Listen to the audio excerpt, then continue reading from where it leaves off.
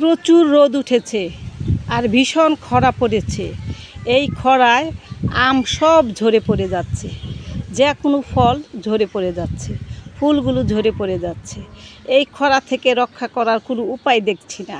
আল্লাহ প্রদত্ত প্রকৃতির যত দুর্যোগ আছে সেগুলোকে রক্ষা করার মতো ক্যাপাসিটি আমাদের নাই যদি আল্লাহ রক্ষা না করেন। তো পানি দিলেও কিছু হয় না, পানি দিয়ে গাছ হয়তো বাঁচিয়ে রাখতে পারি, কিন্তু গাছের পাতা ফল এগুলো সব ঝরে যাচ্ছে। এগুলোর জন্য মনটা খুবই খারাপ হয়ে গেছে যে গাছের পাতা কুঁকড়ে যাচ্ছে, পুড়ে যাচ্ছে, ফলগুলো ঝরে যাচ্ছে। মনটা খুবই খারাপ হয়ে গেছে। এই যে আমার আম গাছে নিয়মিত পানি দিচ্ছি, তারপরেও আমগুলো ঝরে যাচ্ছে, কারণ অতিরিক্ত খরায় কোনো কিছুই টিকে থাকে না। অতিরিক্ত বৃষ্টিতেও যেমন কিছু টিকে থাকে না, অতিরিক্ত খরায় এই যে মরিচ গাছের পাতাগুলো পুড়ে যাচ্ছে, অথচ গাছে কিন্তু আমি ঠিকমতো নিয়মিত পানি দিচ্ছি। কি করব এখন, করার তো কিছু নাই।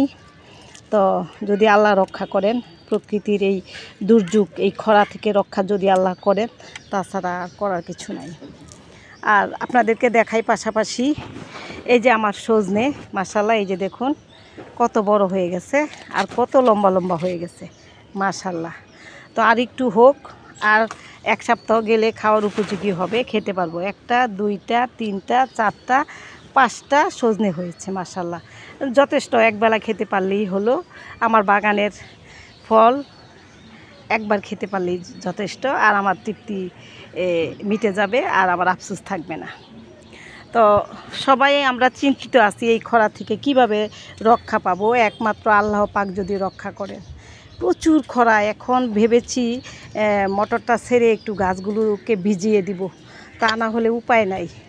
যদিও গতকালকেও দিয়েছি, তারপরেও দিতে হবে, কারণ এখন না দিলে গাছ পাতাগুলো পুড়ে যাচ্ছে। এই যে আমার বেগুন গাছের পাতাগুলো পুড়ে যাচ্ছে, কত কিছু মানে ক্ষতি হয়ে যাচ্ছে। তো এখন যাব নিচে গিয়ে মেশিনটা ছেড়ে আসব, ছেড়ে এসে পানি দেব। আর সকালবেলায় এসে অন্যান্য কাজ করেছি। এই যে মাশাআল্লাহ দেখুন আমার আঙ্গুর গাছের গ্রোথটা কত বড় হয়েছে। আর এই যে খরার কারণে শশা গাছটা বসিয়েছিলাম, ফুল আসতেছে, পাতাগুলো পুড়ে যাচ্ছে। যদিও দেখুন মাটিটা ভিজা ভিজা আছে, পানি দেওয়া ঠিক মতো পানি দিচ্ছি, কিন্তু মনে হচ্ছে খরার কারণে অতিরিক্ত। এখন কি যে করি,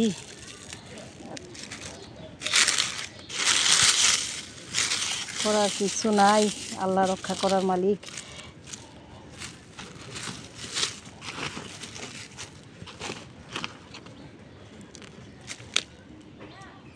তা আজকে এই পর্যন্তই। সবাই ভালো থাকবেন, সুস্থ থাকবেন, সবুজের ছোঁয়ার পাশে থাকবেন।